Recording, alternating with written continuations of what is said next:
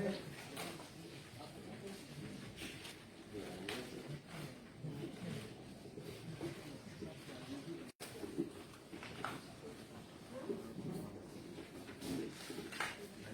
علیکم ورحمۃ اللہ وبرکاتہ۔ نحمده ونصلي ونسلم على رسوله النبي الكريم وآله الطاهرين وأصحابه الكاملين، أما بعد، قال الله تعالى في القرآن الحكيم: أعوذ بالله من الشيطان الرجيم، بسم الله الرحمن الرحيم، وَلْتَكُنْ مِنْكُمْ أُمَّةٌ يَدْعُونَ إِلَى الْخَيْرِ وَيَأْمُرُونَ بِالْمَعْرُوفِ وَيَنْهَوْنَ عَنِ الْمُنكَرِ وَأُولَئِكَ هُمُ الْمُفْلِحُونَ۔ آمنت بالله صدق الله العظيم وصدق رسوله النبي الأمين الكريم ونحن على ذلك لمن الشاهدين والشاكرين والحمد لله رب العالمين۔ معزز حاضرین، قابل صد احترام مشائخ اعظام، علماء کرام اور دختران ملت، میرے لیے یہ خوشی کی بات ہے کہ خلیفہ حضرت سید افتخار علی شاہ وطن رحمۃ اللہ علیہ، بانی مدرسہ صوفیہ حضرت سید اسماعیل ظفیر اللہ شاہ خدا نمائی افتخاری رحمۃ اللہ علیہ کے 57ویں عرس شریف کے موقع پر الاسماء الحسنی ٹرسٹ حیدرآباد کے زیر اہتمام منعقدہ ایک روزہ سیمینار میں شریک ہوں، اور اس موقع پر مشائخ اعظام اور علماء کرام کی موجودگی میں مجھے کچھ گزارشات کا موقع میسر آیا ہے، اس لیے کہ اپنے ماحول میں گفتگو کرتے ہوئے یہ آسانی رہتی ہے کہ جو باتیں عمومی جلسوں اور عوامی ماحول میں کہنا مناسب نہیں رہتا، وہ باتیں کھلے دل سے کہی جا سکتی۔ سب سے پہلے یہ بات عرض کرتا چلوں کہ ہمارے اکابرین کا ہمیشہ سے یہ معمول رہا ہے کہ وہ حالات کے تغیر اور اس سے پیدا شدہ صورتحال پر مسلسل نظر رکھتے ہیں، اور اس حوالے سے سامنے آنے والے مسائل اور ضروریات کو نظر انداز کرنے کے بجائے ان کے حل کی صورتیں نکالتے ہیں، اس لیے کہ نئے پیدا ہونے والے مسائل کو نظر انداز کر دینا ان کا صحیح حل نہیں ہوتا، بلکہ ان کے مناسب حل کی طرف قوم کی رہنمائی کرنا مشائخ اعظام اور علماء کرام کی مشترکہ ذمہ داری شمار ہوتا ہے۔ قابل مبارکباد ہے حضرت پروفیسر ڈاکٹر سید محمد تنویر الدین خدا نمائی افتخاری صاحب حفظہ اللہ، ڈائریکٹر مدرسہ صوفیہ و سابق صدر شعبہ فارسی عثمانیہ یونیورسٹی، کہ انہوں نے اکابرین کے طریقے کو باقی رکھا اور اس سیمینار کے انعقاد کے ذریعے بزرگوں کے عرس کے مقصد کو بھی واضح کیا۔ اس فقیر قادری کو حکم ہوا کہ اصلاح معاشرہ علماء و مشائخ کی مشترکہ ذمہ داری کے حوالے سے اپنی بات رکھوں۔ حضرات گرامی قدر، اصلاح یہ لفظ عربی زبان میں باب فعال کا مصدر ہے، جس کے معنی ہیں اردو میں کسی چیز کو درست کرنا، اور لفظ معاشرہ یہ عربی زبان میں معاشرت سے ماخوذ ہے، جس کے معنی ہے آپس میں زندگی گزارنا۔ ان دونوں جملوں کے اصطلاحی معنی ہے کہ آپسی زندگی میں جو خرابیاں ہیں ان کو دور کرنا۔ آپ اور ہم اس حقیقت سے بخوبی واقف ہیں کہ اس روئے زمین پر مذہب اسلام ہی ایسا تنہا مذہب ہے جو زندگی کے ہر شعبے میں انسان کی رہنمائی کرتا ہے۔ اس سے ضمنی طور پر یہ بات بھی واضح ہو جاتی ہے کہ اسلام اصلاح معاشرہ کی زبردست تاکید کرتا ہے، بعین طور کہ جب اسلام زندگی کے ہر موقع پر انسان کی رہنمائی کرتا ہے، اور اصلاح معاشرہ کا مفہوم ہی ہے کہ انسان زندگی کے تمام نشیب و فراز کے مواقع کو درست کر لے۔ لہذا اسلام انسانوں کی جو رہنمائی کرتا ہے وہ اصلاح معاشرہ ہی کرتا ہے، کیونکہ جب انسان ہر موقع پر اسلام کے بتائے ہوئے طریقے پر چلے گا تو اصلاح معاشرہ کی فکر بھی کرے گا، اس لیے کہ اسلام کا اہم ترین سبق یہی ہے، اور معاشرے کی اصلاح بھی ہوگی، کیونکہ ایسا ہو ہی نہیں سکتا کہ اسلام کے بتائے ہوئے طریقے سے معاشرے کی اصلاح نہ ہو، کیونکہ اصلاح معاشرہ کسی ایک چیز کی اصلاح کا نام نہیں ہے، بلکہ ایک دوسرے سے ملحق آداب کو جاننا، صوم و صلات کے طریقے سیکھنا، سکھانا، سیاست و قیادت،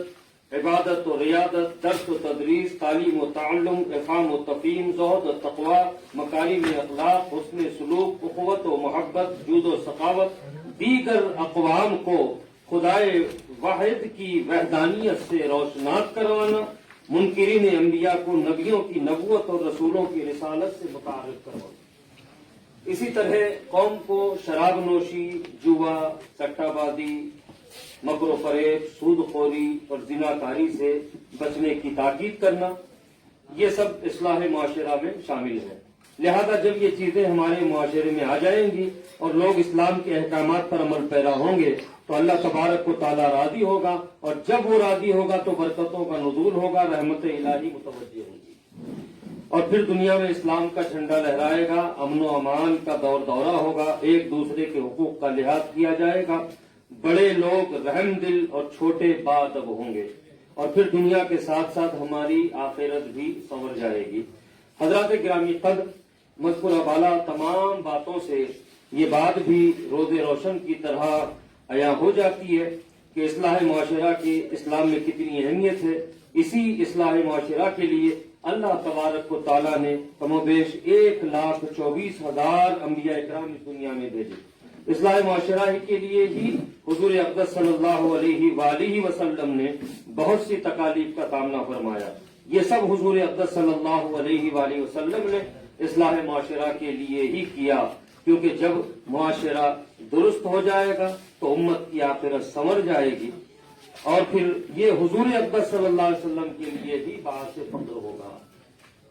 اسی لیے اصلاح معاشرہ کا کام اتنی اہمیت کا حامل ہے، اور ہمارے آقا مولا حضور اقدس صلی اللہ علیہ وآلہ وسلم نے اتنی قربانیاں دیں، تو ہمیں بالخصوص مشائخ اعظام علماء کرام کو اس کی کتنی فکر کرنی چاہیے۔ اصلاح معاشرہ کرنا،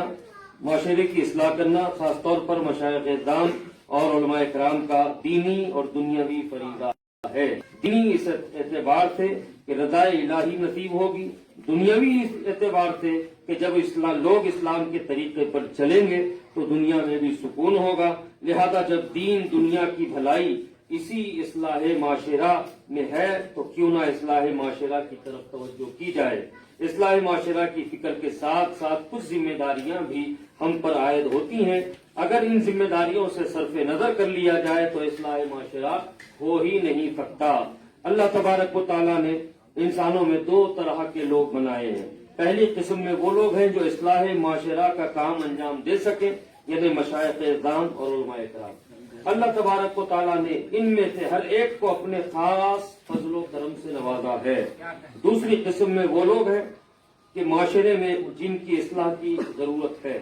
اللہ تبارک و تعالیٰ نے ان دونوں حضرات پر کچھ ذمہ داریاں بھی عائد کی ہیں جو قرآن و حدیث میں بکثرت موجود ہیں۔ تم میں سے جب کوئی برائی کو دیکھے تو اس کو اپنے ہاتھ سے دور کر دے، اگر ہاتھ سے دور نہ کر سکے تو زبان سے منع کر دے، اور زبان سے بھی منع کرنے کی استطاعت ہمت نہ رکھے تو کم از کم دل میں برا سمجھے، اور یہ ایمان کا سب سے ضعیف یعنی کم تر درجہ ہے۔ اس لیے پہلی قسم کے لوگوں یعنی مشائخ اعظام اور علماء کرام کی ذمہ داری یہ ہے کہ معاشرے میں جب بھی کوئی برائی دیکھیں تو اسے روکنے کی کوشش کریں، اور اگر اپنے ہاتھ سے روک سکتے ہیں تو ہاتھ سے روکیں، ورنہ زبان سے، اور سب سے کم تر درجہ ہے کہ اس کو اپنے دل میں برا سمجھیں۔ اگر آپ سے یہ بھی نہیں ہو سکتا تو آپ کو اپنے ایمان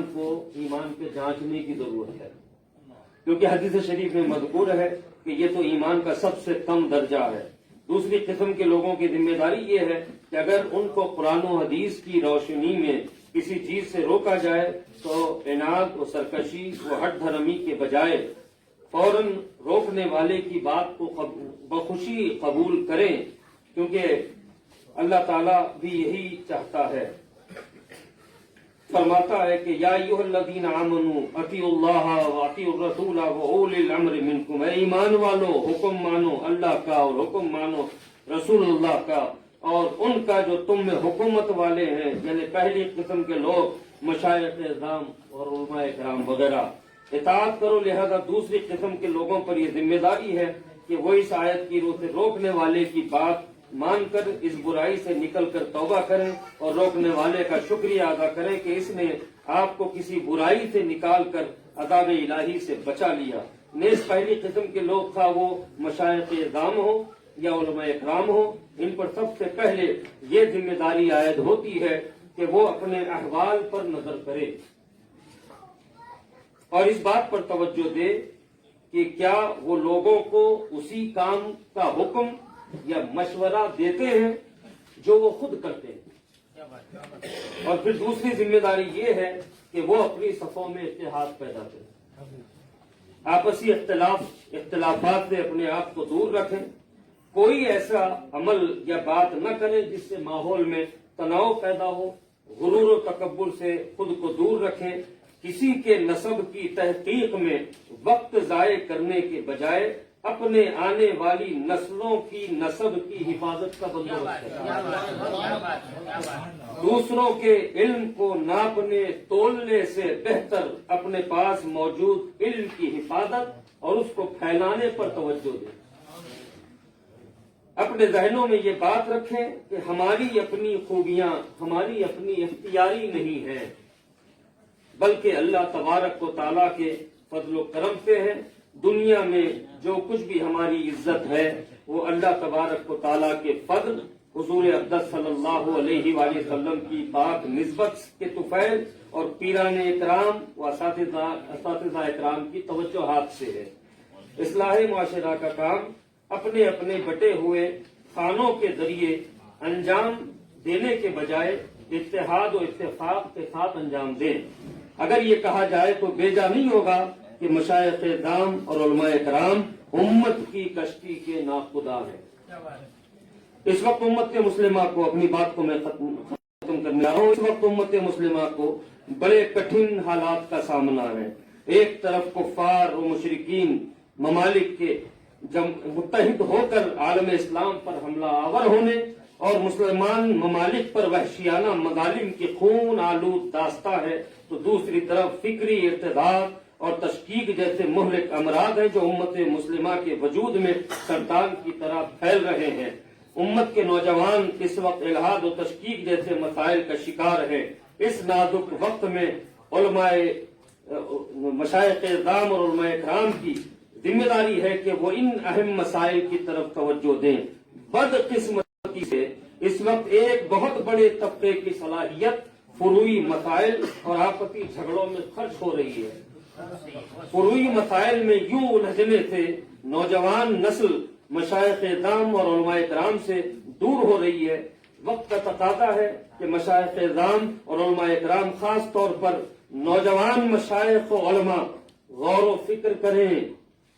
اور سوچیں کہ وہ کس طرح اپنی صلاحیتوں کو بروئے کار لا کر امت کے لیے نفع مند ثابت ہو سکتے ہیں۔ ایک مشائخ اور ایک عالم کی خوبصورتی اس کے لباس، اس کے پوشاک اور اس کی سواری میں نہیں بلکہ ان کا حسن و جمال، ان کی سادگی، تقوی اور اخلاص میں۔ یہ وہ ہتھیار ہیں کہ جس کے بغیر کوئی معرکہ سر نہیں کر سکتا۔ حالات اور ماحول سے بے خبری ٹھیک نہیں ہے۔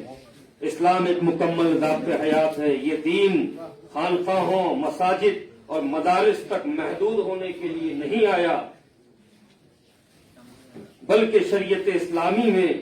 روز قیامت تک آنے والے تمام مسائل و مشکلات کا حل موجود ہے۔ یاد رکھیں، اسلامی نظام، اس کی تعلیمات کوئی ناقص و محدود نہیں ہے کہ جس پر عمل پیرا ہونے کے لیے معاشرے سے کٹنا پڑے اور رہبانیت کی طرف جانا پڑے۔ ہمارے اکابرین نے سلطنتیں بنائی، قاضی القضات بنے، عہدے حاصل کیے اور ساتھ ساتھ اپنے فرائض و واجبات بلکہ مستحبات کی بھی رعایت رکھی۔ وہ بیک وقت اپنے عہدوں کے فرائض کو بھی انجام دیتے اور خلق خدا کے اخلاق و اعمال کی بھی ایک دائی کی حیثیت سے اصلاح کرتے۔ عصر حاضر میں مشائخ اعظام اور علماء کرام کا معاشرے سے الگ ہو جانا اور خانقاہ اور مدرسے تک محدود ہو جانا امت کے لیے خصوصاً نوجوان نسل کے لیے انتہائی مضر ہے۔ ایک ماہر طبیب وہی ہوتا ہے جو مرض کی تشخیص کی صلاحیت بھی رکھتا ہو۔ علماء، مشائخ اعظام اور علماء کرام اس امت کے روحانی طبیب ہیں۔ انہیں معلوم ہونا چاہیے کہ نسل نو اس وقت کن روحانی و ذہنی امراض کا شکار ہے۔ وہ تشکیک، الحاد، بے دینی اور مغربی تہذیب سے متاثر ہے۔ اسلامی معاشرہ اپنی شناخت کھوتا جا رہا ہے، ایک دوسرے سے دوریاں بڑھتی جا رہی ہیں، جہیز ہراسانی کے واقعات میں مسلسل اضافہ ہوتا جا رہا ہے، طلاق کی کثرت ہو چکی ہے، سودی لین دین عام بات ہو چکی ہے، زناکاری فیشن کی شکل اختیار کر رہی ہے، مسلمان لڑکے یا مسلمان لڑکی کا غیر مسلم لڑکوں ایک سلسلہ چل رہا ہے۔ ایسی بہت سی برائیاں ہیں جو ہمارے معاشرے کا حصہ بن چکی ہیں۔ حالیہ دنوں میں ایک مسلمان لڑکی کا اپنی ویڈیو بنا کر خودکشی کرنا یہ پہلا واقعہ نہیں ہے، آئے دن ایسے واقعات پیش آ رہے ہیں۔ اس کے اسباب میں سے ایک سبب مشائخ اعظام اور علماء کرام کا عوام سے دور ہو جانا بھی ہے۔ جب تک مشائخ اعظام اور علماء کرام اور عوام کے درمیان فاصلے ختم نہیں ہوتے اس وقت تک معاشرے کی اصلاح ممکن نہیں ہے۔ معاشرے کی اصلاح مشائخ اعظام اور علماء کرام کی مشترکہ ذمہ داری ہے۔ اگر اس جانب توجہ دی جائے تو چند دنوں میں ہی معاشرے کی تمام برائیاں دور ہو سکتی ہیں۔ یہ تھی چند باتیں جن کو عرض کر کے عنوان کا تمام